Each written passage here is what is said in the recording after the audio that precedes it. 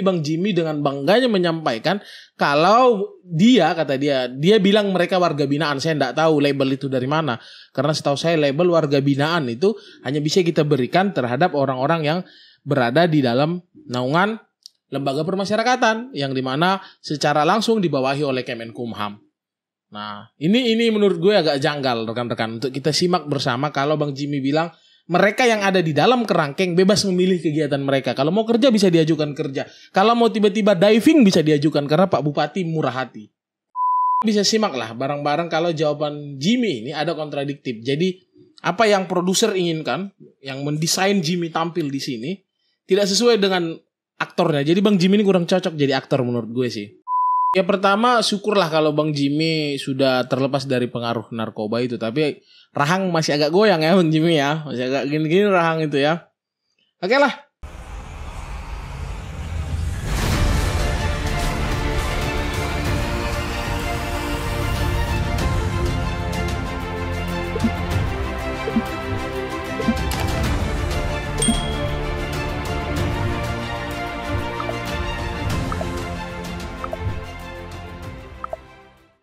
Oke. Halo rekan-rekan zona hukum sekalian, saya baru saja menonton salah satu tayangan wawancara antara reporter atau pembawa acara di salah satu televisi dengan seorang mantan penghuni kerangkeng katanya begitu. Dengan judul Simak, tanda seru, mantan penghuni kerangkeng, bohong semua itu, fitnah katanya, kabar petang TV One. Di mana ini berkaitan dengan ditemukannya suatu kerangkeng atau dugaannya adalah tindak pidana perdagangan orang begitu. Namun menurut Polda Sumatera Utara itu adalah tempat rehabilitasi para pengguna narkoba yang dimana merupakan tentu kemurahan hati sang bupati dong. Nah, sementara saat ini Pak Bupati sedang diamankan oleh KPK. Saking sayangnya Bupati dengan warganya, dia harus korupsi untuk bisa. Oke, kita tonton saja videonya ya, rekan-rekan sekalian. Dengan ini mantan penghuni sel milik Bupati Langkat nonaktif terbit angin-angin, ada Bang Jimmy. Selamat sore Bang Jimmy, kami ingin tahu Bang Jimmy bisa cerita panjang lebar. Nah, ini wawancaranya dengan Bang Jimmy tadi ya, sudah jelas. Saya coba besarkan volumenya dulu biar kita sama-sama dengar. Sudah berapa lama tinggal di dalam sel yang kami sebut kerangkeng manusia di rumah Bupati ini? Nah, tapi rekan-rekan, karena memang Bang Jimmy di sini tadi sempat saya tonton sampai menit kedua, tapi saya tidak mau melewatkan momentum ini dengan menonton sendiri, maka saya akan ajak rekan-rekan untuk nonton bareng.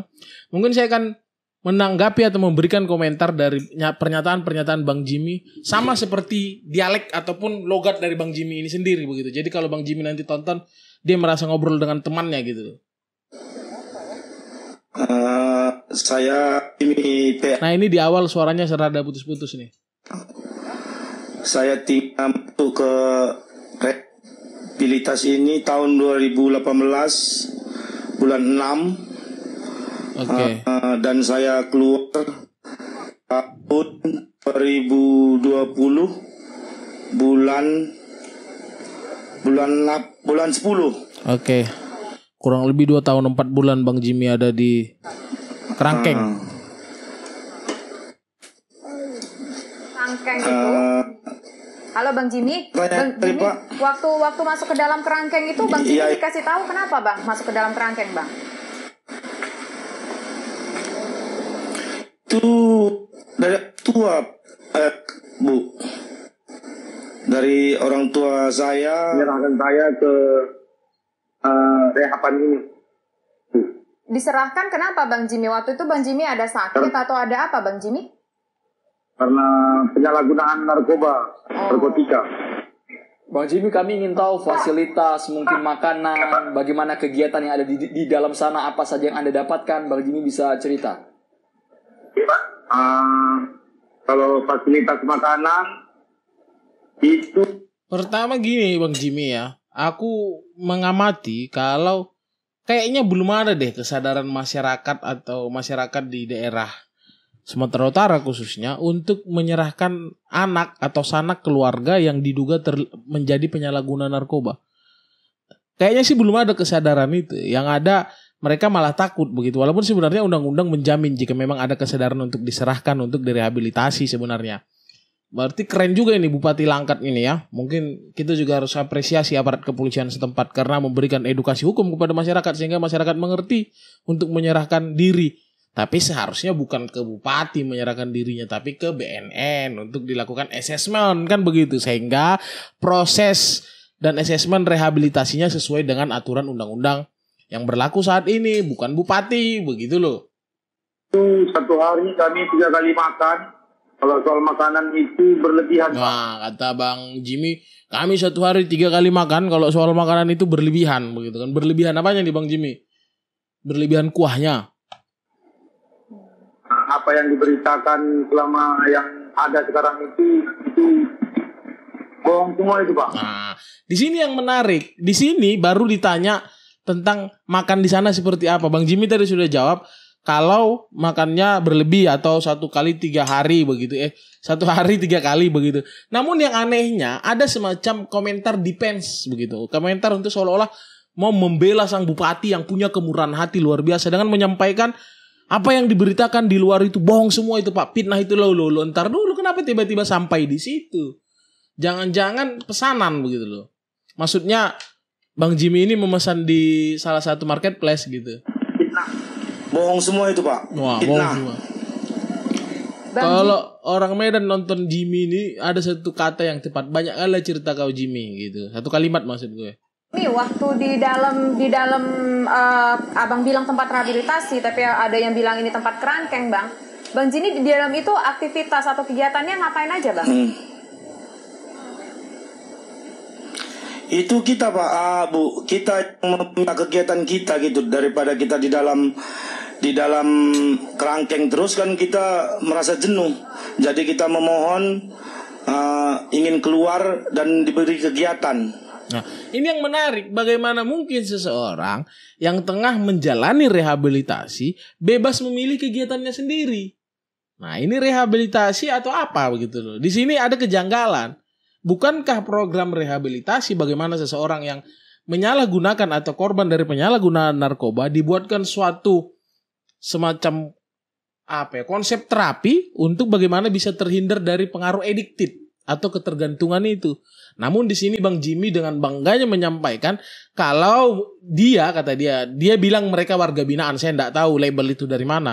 Karena setahu saya label warga binaan itu hanya bisa kita berikan terhadap orang-orang yang berada di dalam naungan lembaga permasyarakatan yang dimana secara langsung dibawahi oleh Kemenkumham. Nah, ini menurut gue agak janggal rekan-rekan untuk kita simak bersama kalau Bang Jimmy bilang mereka yang ada di dalam kerangkeng bebas memilih kegiatan mereka. Kalau mau kerja bisa diajukan kerja. Kalau mau tiba-tiba diving bisa diajukan karena Pak Bupati murah hati. Ngapain tuh bang kegiatannya bang kalau keluar bang? Ya macam-macam Bu. Wah, seperti macam-macam. saya dulu konsertasi di pabrik Bapak Bupati. Wah, hanya pabrik Pak Bupati ya. Tapi Bang Jimmy ada yang mengatakan dieksploitasi juga nih. Selain tinggal di dalam sel, juga kerja juga di kebun kelapa sawit milik Bupati nonaktif ini. Itu bukan dipekerjakan Pak. Itu kita yang memohon sendiri itu Pak. Dapat duit nggak bang Jimmy waktu itu mohon kerja dikerjain dapat duit nggak bang? Ya kalau namanya kita masih dalam warga binaan ya nggak mungkin lah dapat duit. Tapi setelah ini kita yang memohon sendiri. Terus kalau dipekerjakan dapat duit nggak? Itu pertanyaan dari wartawan. Atau dapat gaji nggak? Atau salary nggak? Jimmy lagi-lagi mungkin ada semacam produser atau penulis yang mungkin membuat jawaban dari Jimmy begitu. Sehingga dia bilang, ya nggak mungkin lah kita warga binaan dapat gaji gitu ya. Ya berarti kamu bukan bekerja. Karena kalau bekerja kan ada hak dan tanggung jawab di dalamnya. Jadi teman-teman bisa simak lah bareng-bareng kalau jawaban Jimmy ini ada kontradiktif. Jadi apa yang produser inginkan, yang mendesain Jimmy tampil di sini tidak sesuai dengan aktornya. Jadi Bang Jimmy ini kurang cocok jadi aktor menurut gue sih. Setelah kita keluar dipekerjakan. Wah. Menurut apa tuh? Apa kita skill kita lah, Mbak. Bang Jimmy, sebentar. Ini yang semua di dalam sel ini narkoba. Apakah ada unsur paksaan atau tidak di dalam sel tinggalnya, kemudian bekerja juga, itu gimana itu, Bang? Iya. Kalau ya namanya di rehab ya ada dalam lingkungan rehab lah, Bang. Kalau soal kegiatan pekerjaan itu permintaan kita sendiri. Kita yang memohon kepada pihak rehab, kepada pihak binaan. Nah, ini menarik nih. Berarti nanti kalau seandainya kita rehab di dalam, aku minta pengen kerja jadi bupati, bisa Bang Jimmy? Kalau bisa biar nggak apa-apa, biar jadi pengguna aku setelah ini. Kenapa? Mana mungkin? Bagaimana mungkin bisa seorang yang di bawah pengaruh addicted narkoba memilih apa yang dia mau? Seharusnya kan tempat rehabilitasi lah yang menyesuaikan program-program tergantung dengan berapa tingkat ketergantungannya, narkoba jenis apa yang digunakan. Kan seharusnya ada pemeriksaan itu dulu. Bukan ujuk-ujuk orang yang di bawah pengaruh narkoba atau di bawah ketergantungan narkoba tiba-tiba memilih. Ada yang pengen jadi chef misalnya, ada yang tiba-tiba pengen jadi lawyer langsung dikuliahkan oleh bupatinya, kan aneh bener. Walaupun berlebihan Bang, sih. masuk ke dalam situ waktu Kalau itu. unsur paksaan itu tidak ada. Wah, tidak ada. Bang Jimmy nggak dipaksa ya, Bang? Bang, Nggak. Abang kan tinggal di situ dari 2018 sampai 2020 ya, Ya, tadi kalau nggak salah ya, Bang. Ya? 2 enggak. tahunan hampir ya, Bang ya? Atau berapa lama tadi, Bang? Iya. Iya. Selama 2 tahun itu, Bang, Goyang. Abang dimintai biaya nggak? Enggak. Gue yang prediksi jawabannya enggak. Tidak. Serupiah sepeser pun tidak. Malahan saya sekarang kan sudah bekerja di pabrik Bapak Bupati. Nah, berarti dia ini adalah pegawai Pak Bupati. Tahu dong kenapa dia ngomong gini. Karena kalau dia tidak ngomong gini, maka dia bisa jadi pegawai Pak Camat. Perumahan, fasilitas seperti perumahan, air, lampu itu tidak dipungut bayaran apapun. Baik. Bang, kami ingin tahu, Bang, proses Abang sampai masuk ke sel ini apakah yang tadi Abang sudah sebutkan semudah itu? Orang tua datangin Pak Bupati, kemudian langsung ditaruh di sel atau gimana, Bang? Ya itu kita dari pihak keluarga, kalau menurut cerita Bapak, dari pihak Bapak ya itu memohon dulu lah Pak. Nggak bisa langsung, tidak sembarangan bisa masuk kemari loh Pak. Uish. Caranya gitu. Harus seleksi dulu ya, tes jasmani, tes rohani, tes psikotes. Gimana waktu itu Bang masuk ke sana tuh, Bang? Harus ada link dulu, kenal sama bupatinya, atau harus kenal orang dekat dulu dari bupati, atau ada tata cara daftar dulu gitu, Bang? Atau harus jadi tim sukses bupati dulu? Daftar dulu itu. Daftar dulu baru nanti orang tua saya memohon atas kelakuan saya yang sangat ya udah ngeri lah, udah mengerikan gitu loh. Wih, ngeri kalah Jimmy. Apa sih Bang Jimmy yang Bang Jimmy dapatkan sehingga saat ini mungkin Bang Jimmy ngerasa sudah sembuh, sudah lepas dari penyalahgunaan narkoba? Yang didapat tuh apa Bang di sana, Bang? Yang saya dapatkan Gelap kau, susah kau jawab ini. Tengoklah, susah kau jawab. semangat. Bahwasannya saat sekarang ini Semangat kan yang dia dapatkan. Kata gue gelap, kau gelap. Udah tahu gue. saya harus mencari uang terus. Yang saya dapatkan semangat saat ini masa saya depan cari saya uang. dan Kehidupan anak masa saya depan. dan istri saya. Bagus. Bang Jimmy, mau tahu dong ketika di dalam itu apa mungkin ada kegiatan seperti siraman rohani, ada kegiatan fisik lainnya atau gimana Bang? Kita pengen tahu Bang. Gelap. Ya, kalau kita di dalam, kalau saya Islam lah, Muslim. Iya terus? Ya kita diajari ngaji, sholat itu harus memang di dalam itu harus sholat. Kalau yang Islam, kalau yang Kristen itu setiap malam Rabu sama malam Minggu itu ada orang ini acara kegerejaan lah, kayak kumpul-kumpul gitu. Terima kasih banyak Bang Jimmy, mantan penghuni sel di rumah Bupati Langkat nonaktif sudah bergabung di Petang. Tapi Ya pertama syukurlah kalau Bang Jimmy sudah terlepas dari pengaruh narkoba itu. Tapi rahang masih agak goyang ya Bang Jimmy ya. Masih agak gini-gini rahang itu ya. Oke lah. Cuman gue sih agak kecewa dari kasus ini. Bagaimana Polda Sumatera Utara terlalu cepat menyampaikan kalau ini merupakan tempat rehabilitasi narkoba. Yang dimana menurut gue ini yang menjadi kekecewaan banyak publik. Publik sangat kecewa dengan adanya statement dari Polda Su kalau ini merupakan tempat rehabilitasi narkoba. Karena terlalu dini. Seharusnya Polda Sumatera Utara seharusnya melakukan pendalaman-pendalaman dulu. Benarkah ini tempat rehabilitasi? Apakah Oke, di awal mungkin Polda Sumatera Utara menemukan benar ini tempat rehabilitasi. Pertanyaan selanjutnya adalah, apakah rehabilitasi yang diberlakukan di rumah sang bupati yang berhati mulia ini sesuai dengan standarnya? Nah, itu juga kan Polda harus pikirkan. Polda harus melakukan penyelidikan itu. Penyidikan terhadap itu harus dilakukan. Barulah umumkan ke publik, jelaskan ke publik. Jangan ucuk-ucuk langsung diberikan statement kalau ini tempat rehabilitasi narkoba. Akhirnya kan media berupaya menjadi penyelidik sendiri dengan melakukan wawancara dengan beberapa pihak. Misalnya saja Bang Jimmy yang dimana menurut gue sudah by script begitu.